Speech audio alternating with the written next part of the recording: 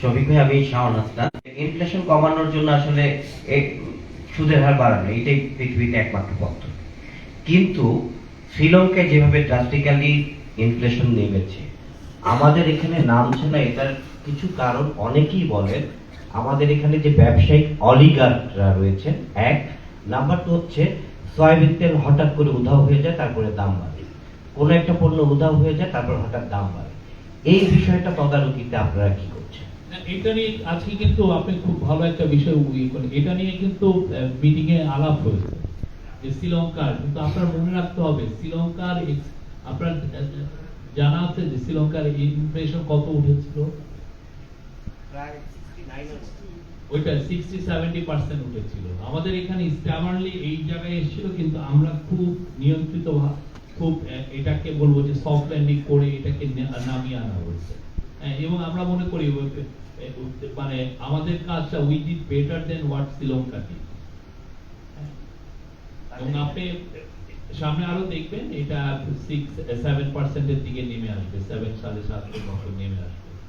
আর ওই বিষয়টা একটু জানতে চাচ্ছি, এই যে হঠাৎ করে উধাও হয়ে যায় পণ্য, দাম বাড়ে, তারপরে এই বিষয়টা আমরা মনে করি যে সরবরাহ ঠিক থাকে, এগুলো কোনো কিছু না। আমাদের মূল জিনিসটা হচ্ছে যে ভালো সরবরাহ নিশ্চিত করতে হবে।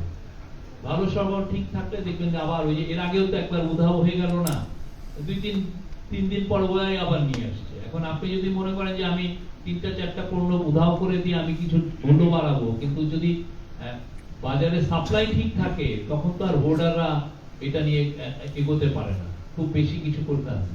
এবং এটা নিয়ে বাণিজ্য মন্ত্রণালয় এটা নিয়ে কথা মিটিং করবে, এটা নিয়ে তারা ভাবছে। Don't worry, everything will be fine. Shafiq ভাই, আমার ইয়াসিন রানা। আমি দুইটা বিষয়ে কথা বলবো। একটা হলো যে বাংলাদেশের কি পরিমাণ রেমিটেন্স আসে, এই বিষয়টা হলো প্রতি মাসে আপডেট দেওয়া হয়। যারা এক্সপোর্ট করেন ব্যবসায়ীরা, এই এক্সপোর্টের অপোজিটে কি পরিমাণ ডলার আসে, এই বিষয়টা স্পেসিফিকলি আসলে সেভাবে ফোকাস করা হয় না। এটা একটা বিষয় করা হবে কিনা। আরেকটা বিষয় হলো বাংলাদেশ থেকে যারা আওয়ামী লীগের নেতা কর্মী দেশের বাহিরে গিয়েছে, এটা কিছু মানুষ অবৈধভাবে গিয়েছে, কিছু বৈধভাবে গিয়েছে বিমানবন্দর কিংবা বিভিন্ন স্থল বন্দর মাধ্যমে। এখানে আপনারা তদন্ত করছিলেন, আমরা যতটুকু জানি, যে কাদের সহযোগিতা নিয়ে এই যারা মামলার আসামি কিংবা আওয়ামী লীগের মন্ত্রী এমপি তারা বিদেশে পালিয়েছে, এই বিষয়টা আপনারা তদন্ত করছিলেন। এটা আসলে আপনাদের অগ্রগতি আসলে কি, তাদের মানে কাদের মাধ্যমে, কারা জড়িত, কিংবা কতজন আসলে গিয়েছে? আপনার দ্বিতীয় প্রশ্নটা হচ্ছে এটা নিয়ে আমাদের তদন্ত হচ্ছে এবং আমরা দেখছি কারা কারা আছে, তাদেরকে অ্যারেস্ট করার চেষ্টা হচ্ছে। এবং আমরা বারবার বলেছি যে বেশিরভাগ লোক যারা পালিয়েছেন তারা পালিয়েছেন 5 থেকে 8 তারিখের মধ্যে, যখন দেশে কোনো গভর্নমেন্ট ছিল না। তারপরেও আপনি জানেন যে 5 তারিখের থেকে প্রায় 13-14-15 তারিখ পর্যন্ত পুলিশ ছিল না। আমাদের ছেলে মেয়েরা রাস্তায় নেমে তারা ট্রাফিক পুলিশের দায়িত্ব পালন করেছে। অনেকে তাদের পাড়ায় পাড়ায় রাত জেগে পাহারা দিয়েছেন।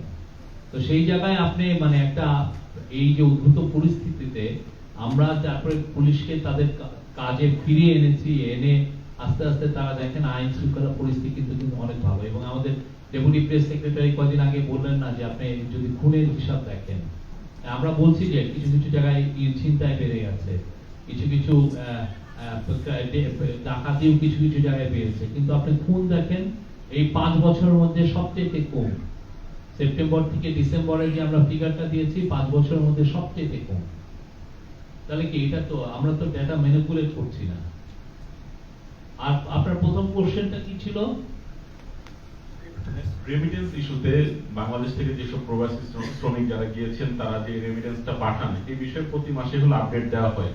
কিন্তু যেসব ব্যবসায়ীরা এক্সপোর্ট করেন, না সেটা নিয়েও কিন্তু আমাদের এটা নিয়ে আগেই একটা ছিল যে যারা এক্সপোর্ট করেন অনেক ইনফ্লেটেড ফিগার আসে। তো সেটা নিয়ে এই জায়গাগুলো সমন্বয় করার দায়িত্ব হচ্ছে Bangladesh bank, national board of revenue এবং এক্সপোর্ট প্রমোশন ব্যুরো। এখন যে ফিগারটা আসছে আপনারা দেখেন, যে ফিগারটা পান এটা কিন্তু সমন্বয় করা ফিগার। এখানে কোনো ডাবল কাউন্টিং বা ডেটা ম্যানিপুলেশনের কোনো সুযোগ নাই। এবং আমরা যারা যারা যে কে কতটুকু এক্সপোর্ট করছেন সেটা আমরা জানছি। অনেকে আমাদের বিজনেসম্যানদের মধ্যে অনেকে বলেন যে আমার $800 মিলিয়ন এক্সপোর্ট, কিন্তু আপনি যদি ডেটা খুঁজে দেন দেখেন যে এটা 500 মিলিয়নও হয়নি, সেগুলো হয় অনেক ইনফ্লেটেড বলেন, বাট আমাদের এখন যে ফিগার সেটা ঠিক আছে।